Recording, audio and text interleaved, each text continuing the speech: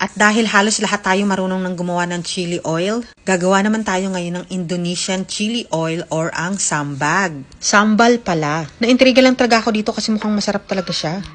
Meron kasi siyang kamatis, sibuyas at ginger. Siyempre hindi mawawala ang garlic and maraming chilies. At di nga pala ako nawawala ng ground garlic and ground chilies. Naka-frozen yan para pag kailangan ko, kukunin ko na lang. As you can see, gumamit tayo ng olive oil para mas healthy. So siniwa ko lang ng normala ng ating kamatis, sibuyas at ginger. So siyempre isusunod ko na ang aking frozen na chilies. And siyempre kasunod na rin dyan yung garlic. Gisa-gisa lang natin yan.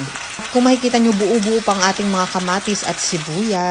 Kasi gagamit tayo ng hand blender dyan. Kung wala kayong hand blender, pwede nyo na lang siyang i-grind lahat sabay-sabay. Ayan, dahil nga gagamit tayo ng hand blender, so siyempre ilipat natin siya sa malalim-lalim na kaldero para hindi siya magtalsikan. So ayan, grind lang natin yan para madurog ang ating mga garlic, kamatis, and onion.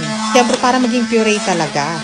Maging mas rich and creamy. Ang sarap talaga nito. Grabe nung natikman ko. First time ko lang gumawa nito pero talagang nagustuhan ko siya. Ina-imagine mo ba yung lasa ng kamatis, ng sibuyas? Mahan mo pa ng ginger. Di ba madalas ginigisa lang natin yun? Ngayon pwede mo nang makain anytime, anywhere. Pwede mo tong ihalo sa kahit anong prito, noodles, siomai. Kung makikita nyo, nagtimpla tayo dyan ng salt, pepper. Naglagay rin ako dyan ng magic sarap para mas masarap. And ayan. Siyempre, naglagay tayo ng asukal para mas matamis and nor seasoning para mahalimuyak.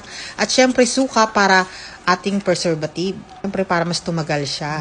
Grabe pag naluto to, sobrang sarap niya talaga. Imagine mo ba yung lasa ng kamatis, ng sibuyas, dagdagan mo pa ng luya, bawang, at siyempre maraming sili.